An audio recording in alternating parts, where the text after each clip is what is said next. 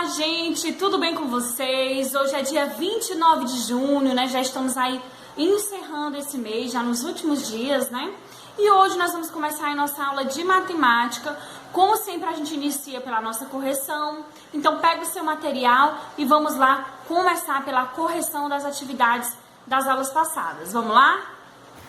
Vamos dar início à nossa correção pelo livro integrado, página 108. Aí na atividade da sessão com a lupa na mão, onde nós vamos ter aí uma linha do tempo, né, com a contagem dos séculos. E na letra A, você vai colocar em qual século surgiu o primeiro despertar na Alemanha em 1875. Então, a resposta da letra A é no século XIX. Na letra B, os primeiros relógios domésticos surgiram na Península Itálica em 1380. E a resposta para essa questão é o século XIV. Na letra C, em 1670, o ponteiro de minutos começa a ser aplicado. Isso ocorreu no século XVII. Na letra D, o ponteiro central de segundos surge em 1765. E a resposta aí da letra D é no século XVIII. E por último, a internet surgiu em meados da década de 1980. Isso ocorreu aí no século XX. Logo aí na página seguinte, página 109, nós vamos completar aí essa frase, né? Eu espero que todo mundo tenha acertado, uma frasinha simples. Então, vamos lá. Embora seja o mesmo aparelho, ele pode ser utilizado para medir mais de um tipo de grandeza. Nesse caso, ele está medindo o tempo e a temperatura, funcionando como um relógio e como um termômetro. Na continuação aí dessa atividade, na segunda questão, nós temos aí a letra A. A que temperatura sabemos se estamos ou não com febre? Então, se a temperatura estiver maior que 37, a pessoa está com febre. Lucas ficou doente e a sua mãe verificou que o termômetro estava indicando 38,5 graus. Será que ele estava com febre? Por quê? Sim, pois a temperatura dele estava superior, né, a 37 graus. Na terceira questão, nós vamos observar essa tabela aí com as informações. E na letra A diz o que significa a palavra tempo no caso de previsões meteorológicas. Então, gente, como eu havia explicado para vocês, né, que aí na tabela, a previsão de tempo, ela significa aí as condições de chuva, de temperatura, do sol, a nebulosidade. Então, ela não é tempo de contagem de dias, tá? Na letra B, em que dia a temperatura será maior? Então, aí, de acordo com essa tabela, a segunda-feira será a temperatura mais alta. Além do clima e da temperatura, que outras informações a tabela indica? Então, ela indica também o vento e a visibilidade. Na quarta questão, a gente vê uma tabela aí com todas as capitais, né, medindo a temperatura máxima e a temperatura mínima. E na letra A pergunta, qual é a variação de temperatura da capital do seu estado? Então, aí em Fortaleza nós vamos ter mínima de 23 graus e máxima de 31 graus. Qual é a maior, né, na letra B, qual é a maior temperatura prevista entre as capitais brasileiras? Se vocês observarem aí, a temperatura mais alta vai ser em Palmas, né? Capital aí de Tocantins, tá certo? Ela tem a temperatura mais alta de todas essas previsões que está aparecendo.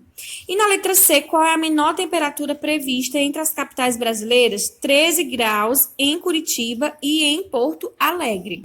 Agora, nós vamos fazer a correção da atividade, da ficha de atividades, na página 51.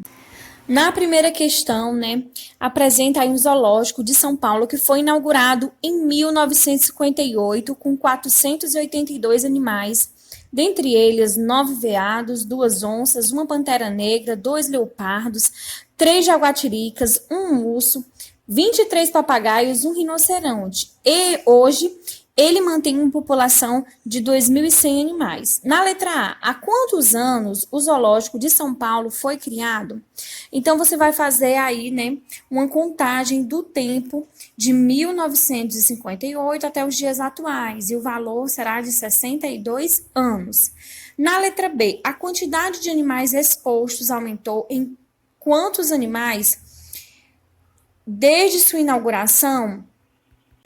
Então, se hoje, né, ele tem 2.100 e antes, assim que inaugurou, tinha 480, a gente vai fazer aí uma subtração e vamos descobrir, né, o valor de 1.618 animais. Na segunda questão, em uma semana, o Zoológico de São Paulo recebeu, em média, 4.380 visitantes por dia. Na letra A, no domingo, a quantidade de visitantes foi o dobro da média. Quantas pessoas visitaram o zoológico no domingo? Então, se é o dobro, né, a gente vai multiplicar aí duas vezes. 4.380. E a gente vai obter o valor de 8.760 pessoas. Na letra B, no período da manhã de um sábado, a quantidade de visitantes foi de 3.576 pessoas. Quantas pessoas faltam para atingir a média? Então, para atingir a média de 4.380 visitantes, a gente tem aí um valor de 804 pessoas. Na segunda-feira, a quantidade de visitantes foi a metade da média. Quantas pessoas visitaram o zoológico na segunda? Então, a gente vai pegar o valor de 4.380 e dividir aí por 2, né? E a gente vai obter o valor de 2.190, tá certo? Muito bem, gente. Aí encerradas nossas correções, né? Vamos agora dar início ao conteúdo que nós iremos trabalhar nessa aula de hoje. E na aula de hoje nós vamos relembrar um pouco também do que nós estudamos sobre o capítulo anterior e vamos ver uma unidade nova. O capítulo 2, vocês podem abrir aí o livro de vocês, esse que tem aqui uma menininha, né, ó. Uma menininha, ela está parada, né, acho que numa parede ou numa porta. E aí tem algumas anotações próximo a ela, né? O que vocês acham que ela está fazendo aí paradinha? Tem outra pessoa aí com a mão assim em cima da cabeça dela, né? O que você acha que ela está fazendo aí? Há um tempinho aí para vocês pensarem, né? O que vocês acham que ela está fazendo aí? O nome desse capítulo é Unidades de Medida de Comprimento.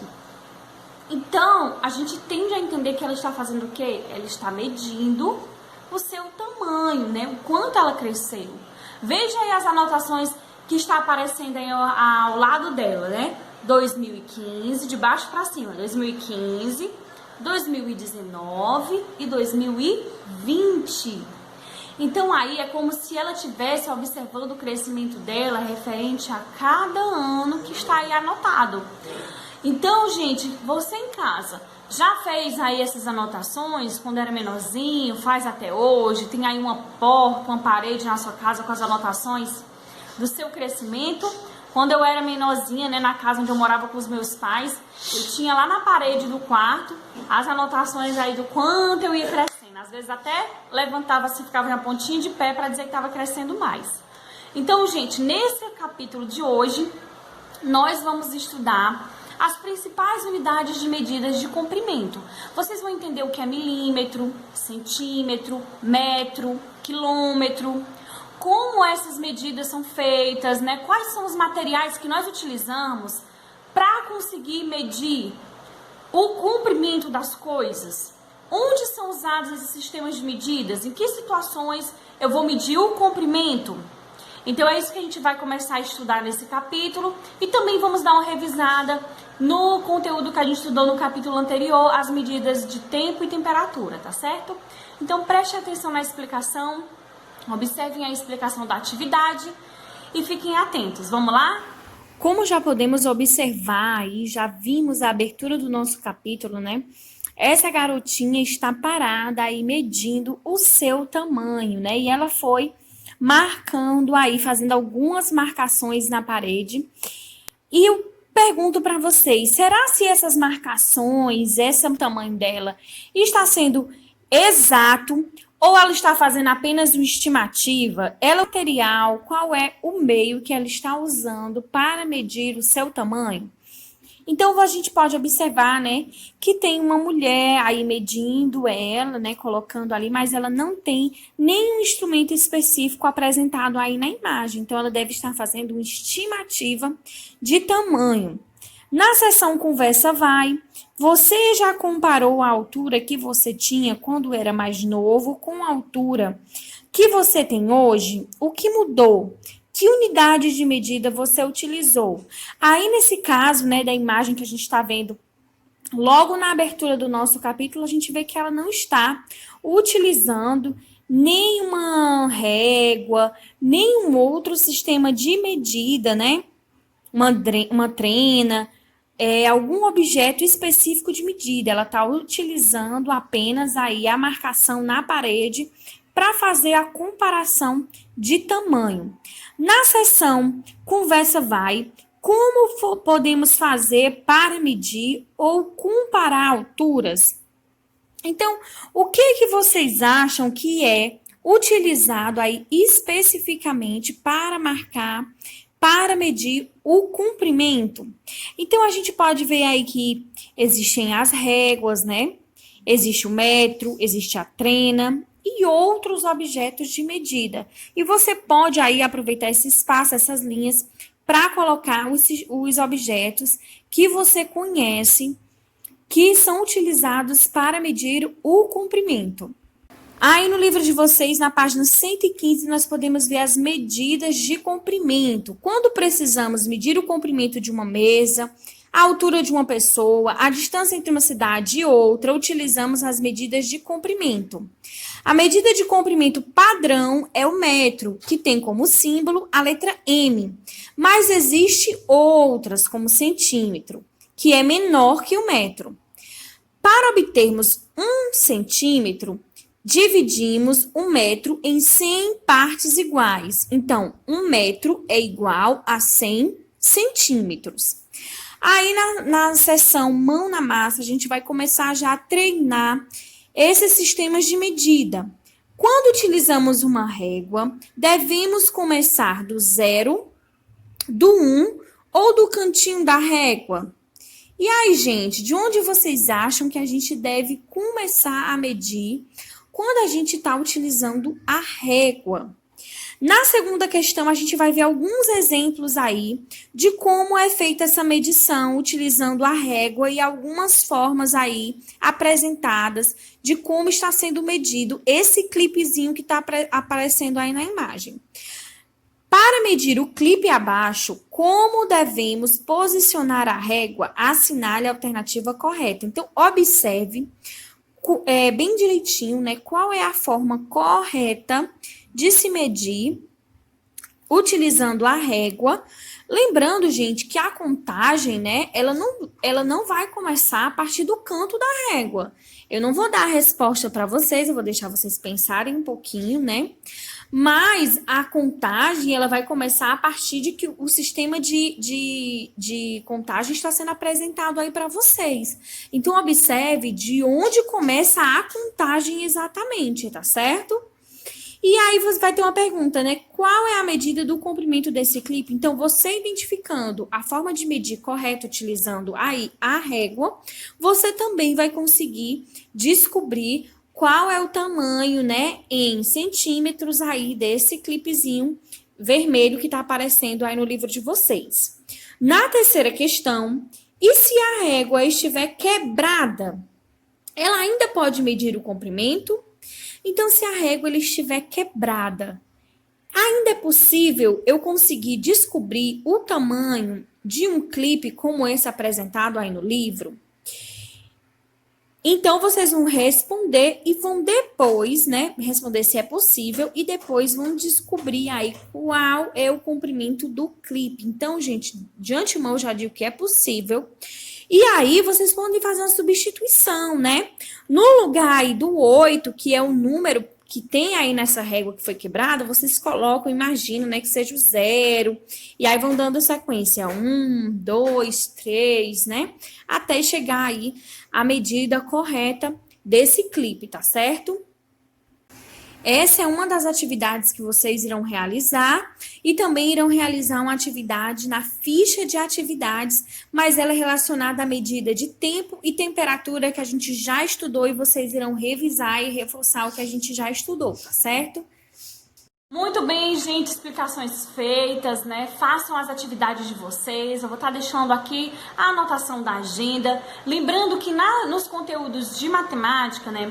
Usa-se problemas referentes à medição de tempo, temperatura. Agora nós vamos também ver o comprimento, mas que é muito importante que você leia os enunciados, porque dentro desses problemas envolvendo esses temas, vocês também vão precisar estar trabalhando com adição, subtração, multiplicação.